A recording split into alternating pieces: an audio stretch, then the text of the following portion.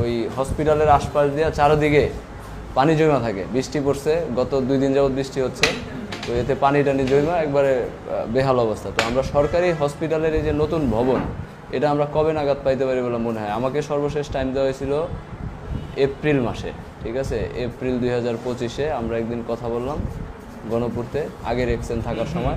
ওনারা আমাদেরকে যেটা বলছিল যে এপ্রিলের 30 তারিখ পর্যন্ত সময় দেন, এর মধ্যে হয়ে যাবে আশা করি, ঠিক আছে, বাট এখনো পর্যন্ত হয় নাই, এবং মে, জুন, জুলাই চলতেছে। আমি যতটুকু জানা আছে, আমিও পরে আসছি যদিও, তারপরেও আমি যতটুকু ইনফরমেশন জানি হচ্ছে এই হাসপাতালের আপনি ওই যে আগের যে ডিবিপি ছিল, সেই ডিবিপি পরে ওই প্রজেক্টের মেয়াদটা শেষ হয়ে গেছে। কারণ এখানে ওই যে আরডিবিপিতে কিছু টাকা সংস্থান করতে হবে। এখন এই টাকার সংস্থান ওই আরডিবিপিটা অনুমোদন না হওয়া পর্যন্ত পারা যাচ্ছে না। এই আরডিবিপি অনুমোদনের জন্য আজকেই মিটিং আছে, প্ল্যানিং কমিশনে আজকে মিটিং চলছে। আর কি হয়তো অনুমোদন হয়ে গেলে আর 2-3 মাসের মধ্যে হয়তো আমরা ফাইনালি অ্যাপ্রুভাল পেয়ে যাব। তাহলে ওই যে বাকি যে রিমেনিং কাজগুলো এগুলো টেন্ডার করে শেষ করতে যেতে লাগে, হয়তো বাকি তাহলে একদম 7-8 তলা পর্যন্ত। আমার ধারণা যে যদি আমরা 2-3 মাসের মধ্যে পেয়ে যাই, তাহলে 25 সালের যেটুকু কাজ বাকি আছে সেটা তো এই বছরের মধ্যে শেষ সম্ভব না, আগামী জুন বা সর্বোচ্চ আগামী ডিসেম্বরের মধ্যে। আর মানে 8 বছর প্লাস।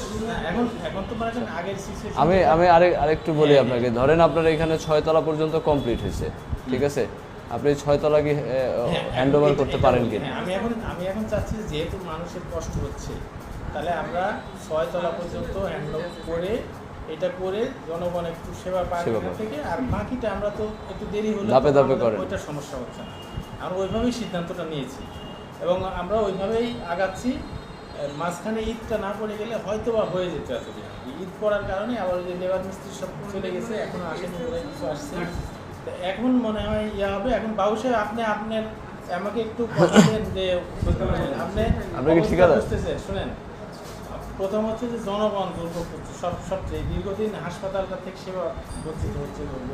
আমরা এটা চাই না। আমরা যতটুকু হোক আমরা সেবা দিতে পারলে অন্তত আমরা মেন্টালি একটু স্যাটিসফ্যাকশন থাকতে পারি। মানে আমি বলি এটা আন্তরিকতার অনেক দরকার। এখানে কেন আন্তরিকতা দরকার আমি বলি, এখানে ধরেন সিটি স্ক্যান মেশিনটা তারা বসাইতে পারতেছে না পুরান ভবনে, ঠিক আছে, মেশিন কিন্তু চলে আসছে। এখন এই ভবনটা উদ্বোধন হলে যেটা হবে যে এখানে সিটি স্ক্যানের মেশিন হবে, ব্লাড ব্যাংক হবে, এখানে আরও প্যাথোলজিক্যাল কিছু টেস্টের ব্যাপার আছে, ঠিক আছে। এখন আবার আগের হসপিটালে যেটা পুরাতন ভবন, ওই ভবনে ধরেন 100 হচ্ছে আপনার সিট, এখানে রোগী থাকে 400-র উপরে, বুঝছেন। গতকালকেও আমরা দেখে আসছি যা তো অবস্থা, ফ্লোরে, বারান্দায়, যেখানে যেভাবে রাখতে পারতেছে।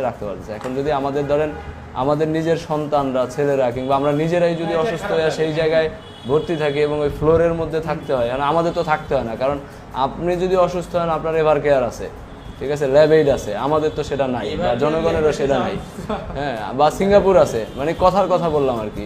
এই যে বড় ভাই ঠিকাদার, উনি অসুস্থ হলে তো এখানে চিকিৎসা নিবে না, ঠিক আছে, বা আমাদের এই অঞ্চলে যারা নেতা আছে, জনপ্রতিনিধি আছে, এরাও এখানে চিকিৎসা নিবে না, ঠিক আছে।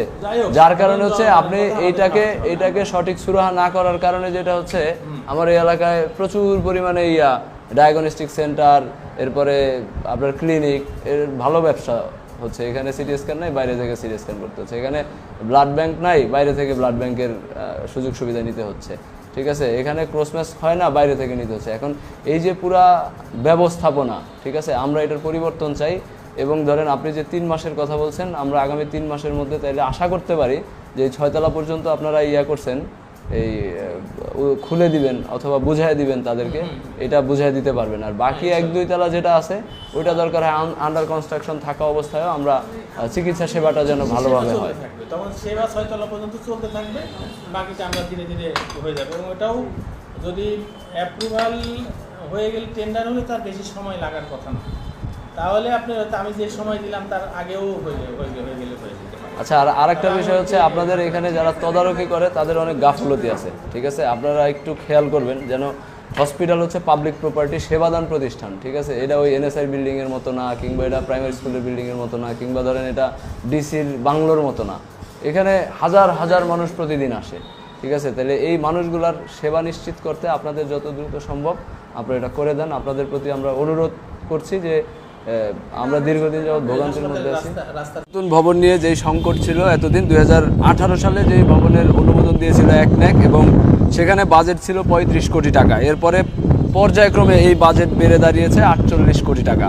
কিন্তু আমাদের কাঙ্ক্ষিত যেই হসপিটাল জনসাধারণের জন্য উন্মুক্ত করে দেওয়ার কথা ছিল আরও 2-1 বছর আগে, কিন্তু এখনও পর্যন্ত আমরা সেটা পাইনি। এবং এই লক্ষ্যে আপনারা দেখছেন যে এখানে আমাদের গোপালগঞ্জের যিনি তত্ত্বাবধায়ক রয়েছেন ফরিদপুর অঞ্চলের চিফ ইঞ্জিনিয়ার, উনি আসছেন এবং ওনার সাথে যতদূর কথা বলে আমরা জানতে পারছি যে আগামী মাসের অর্থাৎ আগস্ট মাসের 10 তারিখের মধ্যে তারা 6 তলা পর্যন্ত বুঝাই দিবে।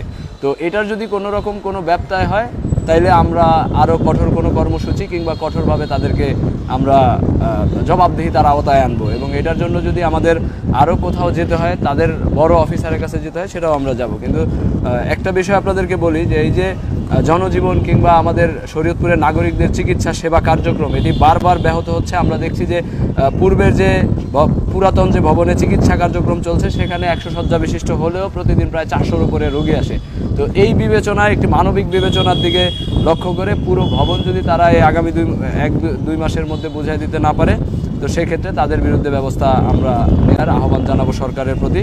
এবং ঠিকাদাররা যে কাজের মধ্যে অনিয়ম করতেছিল, বিভিন্ন ম্যাটেরিয়ালস এগুলো উল্টাপাল্টা দিচ্ছিল, তো আমরা এই ব্যাপারেও তাদের সাথে কথা বলেছি। তারা বলেছে যদি এই ধরনের কোনো তথ্য প্রমাণ পেয়ে যাই আমরা, তাহলে আমরা এটা আবার ভেঙে নতুন করে করানোর চেষ্টা করব কিংবা করাবো।